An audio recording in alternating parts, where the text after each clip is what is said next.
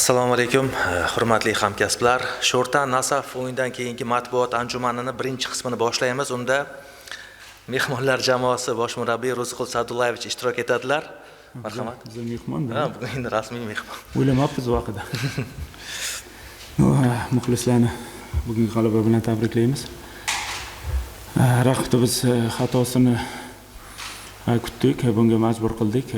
Himoyadagi o'yinda xato qilishga majbur qilishimiz kerak edi. Bu xatodan biz unumli foydalanib, bugungi vazifamizni ancha yengillashtirdik. O'yinni menimcha to'liq nazorat qildik, faqat ikkinchi bo'limda 15-20 minutlari.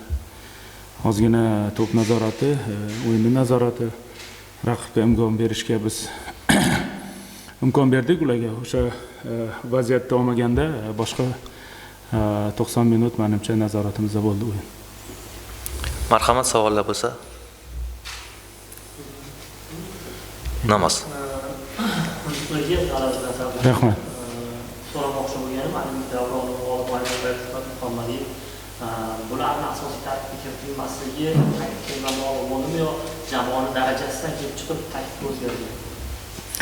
Yo, ko'p o'yinchilarimiz bor, jamoaga yordam berishga tayyor turibdi. Ular o'sha uchun biz o'tgan o'yinda Shuhrat bilan g'olibdan foydalandik, markaziy himoyachi. Bugun Umar tiklanib bo'lgandan keyin albatta Umar bilan Egirga bo'lgan imkoniyat berdik. Menimcha vazifasini yaxshi bajarishdi. Zafar bilan Sharof endi Sherzod yo'qligi uchun Sharof chap qanotda harakat qilyapti. Zafar hozir menimcha eng yaxshi holatida. Zafar o'yinlarda ko'ryapsizlar, juda faol harakat qilyapti. O'sha uchun ko'p emas, 3 ta pozitsiyada biz o'zgarish qildik. Bu Cholovich, Murod va Egir Umar. Menimcha biz barcha o'yinlarda o'sha rotatsiya qilib turishimiz kerak, o'yinchilarga imkoniyat berishimiz kerak, chunki ular har qanday holatda o'sha игровой o'yin amaliyotiga ega bo'lib turish kerak, holati ham yaxshi bo'lishi kerak. O'sha maqsadda bugun boshqa o'yinchilarga imkoniyat berdik.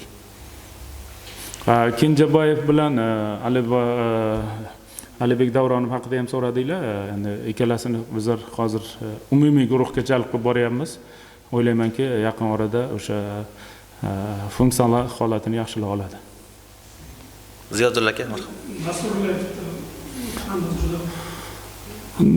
biz nazoratimizda Nasrullayev hozir mashg'ulotlarga asosiy guruh mas'ul, lekin alohida mashg'ulotlarga qatnashyapti. Men kecha suhbatlashganimda holati yaxshilanib borayotgani haqida o'zi gapirdi.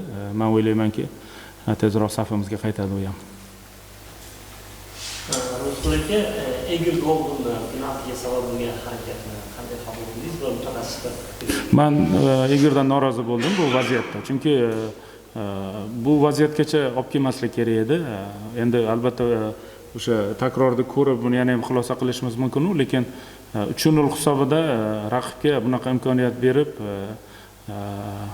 vaziyatni og'irlashtirib qo'yish menimcha tajribali o'yinchi uchun bu noto'g'ri deb o'ylayman. O'sha uchun ozgina Egirga bu vaziyatda tanbeh berdim. Chunki 3-0 da ba'zida bilasizlar, jamoa o'sha bo'shashishi mumkin, bu yomon holatlarga kelib qolishi mumkin. O'sha uchun Egir o'ylaymanki, bunaqa xatolarni boshqa qilmaydi. savollar bo'lmasa yakunlaymiz. Rahmat. Rahmat. Tabriklaymiz yana bir bor. Sog' bo'ling.